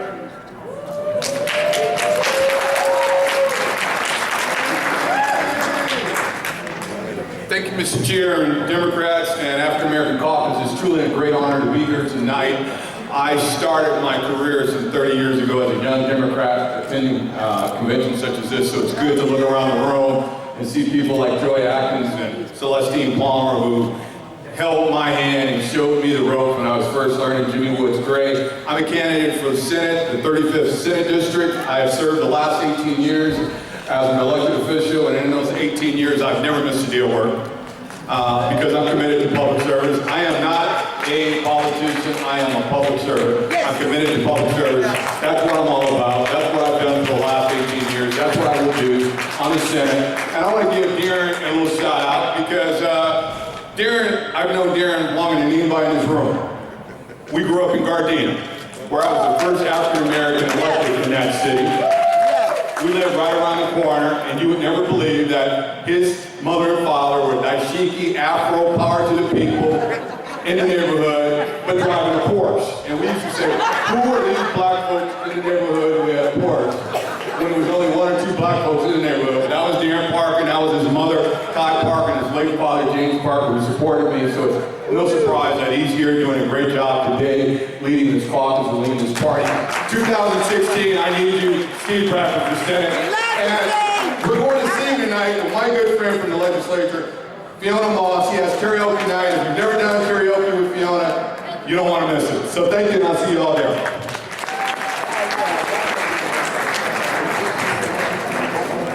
Pastor Thomas.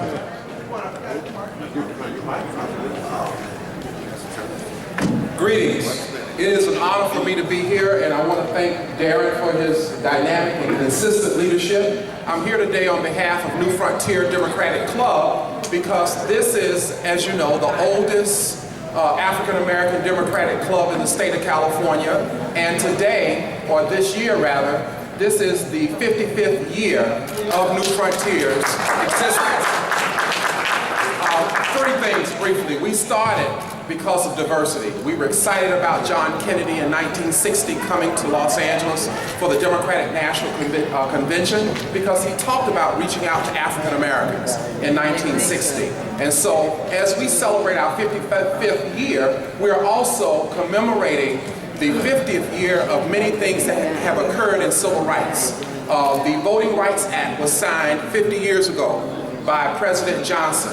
And we will be collaborating with USC and Senator Dianne Feinstein and the chairman of the Black Caucus, B.K. Butterfield, in a conference looking at the Civil Rights, the Voting Rights Act of 1965, and of course there are some concerns about Shelby versus Holder and legislation and other things that will be discussed at that conference. And also, we are honoring for our Milestone Awards, Kevin De Leon, who happens to be the first Latino in 125 years to chair the California State Senate. We understand diversity.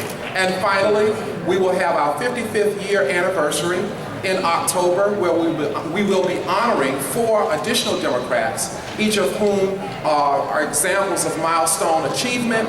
One, Kamala Harris, who you heard speak tonight, who is vying to be the first woman of color to be United States Senator of California. The second woman who you heard speak first, really, Congresswoman Maxine Waters, who is the first woman to be the ranking member of the House Finance Committee. And then thirdly, Mayor Eric Garcetti. And then finally, we are going to honor, who's the fourth one, Bobby? Let's see, it's Maxine, it's Kamala, it's Eric Garcetti, and it's our United States Senator, who has served us extremely well over the last terms, Senator Barbara Boxer. So that's what we're going to do as Democrats and Democratic Club. We have a responsibility to support our leaders as they come and speak before us. We are the infrastructure. So as a leader of one of the clubs, I urge you to get active in your own clubs, in your own communities, and make a difference. Thank you, Darren.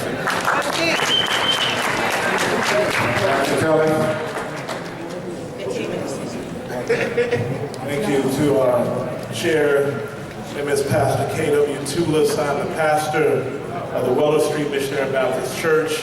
But I also have the privilege of leading one of our leading civil rights organizations throughout California, throughout the Western region, the National Action Network, where you've probably known us from our national president, the Reverend Al Sharpton. As many of you all know, I've led many marches throughout our community in response to police accountability and the various shootings that was taking place throughout our state and throughout this nation. Our wonderful Congresswoman has stood up and proclaimed and understood the support that's needed in regards to changing many of the legislation that's currently in place here in California. So we've decided at National Action Network, we're going to go from demonstration to legislation. That's right. And we're so thankful. We're so thankful that many of our elected officials throughout the Assembly and the Senate has heard our cry, has heard it, and has put boots into action, and has designed many bills throughout this state that's currently being debated. So we're standing today to say that in April there has been over 24 police shootings and killings in California. In May there was over 20 killings in California by a police officer. We need some sort of police accountability. And so what we've passed out is a list of legislation, and we're asking that each of you press those that are in office in the state assembly and the Senate. Get on the phone and let them know we want some sort of accountability, because it works both ways. It protects the good cops and it weeds out those that don't need to be cops, right? And so I'm thankful for this time. One second. Yeah, 1 second. Rashida, our policy person, she just wanted to read off some of the bills. We collect your signatures too. Just really quickly, the bills that the National Action Network are supporting, and we ask that you support, is SB 227 by Senator Holly Mitchell to eliminate confidential grand juries. We also have AB 953, which addresses racial profiling. That was by Assemblymember Weber. We also have SB 11, which was sponsored by both Senator Mitchell and Senator Bill. That is to increase the amount of training for mental illness that police officers have to have. And also we have AB 71, which just requires that they have a record of how many cops or how many shootings have been made by cops. And last but not least, AB 86, which would require an independent individual investigation anytime there's an officer-involved shooting. So we ask that you take the time to look these up and to make sure that we fight for what's right. All right. Thank you. Right on, girlfriend. Ladies and gentlemen, we are still waiting. Ladies and gentlemen, we're still waiting for the results. I see people pointing, but you have to come up here because I don't know what you're talking about. Don't have it last. Are we done? Finally, we have the results of our election is Gilda Valdez in the House. Gilda Valdez from SEIU 721. Are you here? Okay, I don't see her in the room. So, ladies and gentlemen, we have come to the maximum limit of our time. I was trying to stay until we got the election results. We have our election results. So I must apologize to Richard Matthews, Ms. Riddle, who's in the Peace Building Act of 2015. The Medicare Act funding, and Mr. Robert Kennedy Jr., we will not be able to allow you to speak this evening because we have reached the limit for this room. But we wanted to make sure we stayed here long enough to get those results. Madam Election Chair. Read the results. Read your results. Let's get it done. Give us results. I want to hear the results. Thank you all. Hello. We have a new recording secretary by unanimous count, Ms. Kimberly Ellis.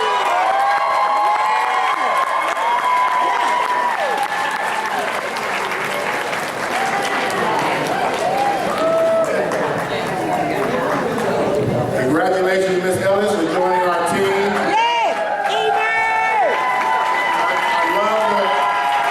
I love the colors, and now the next time I see you be green, black, and red like our bear, right? You're going to be flossing them colors from now on, right? All right, Madam Secretary, please stand and be recognized.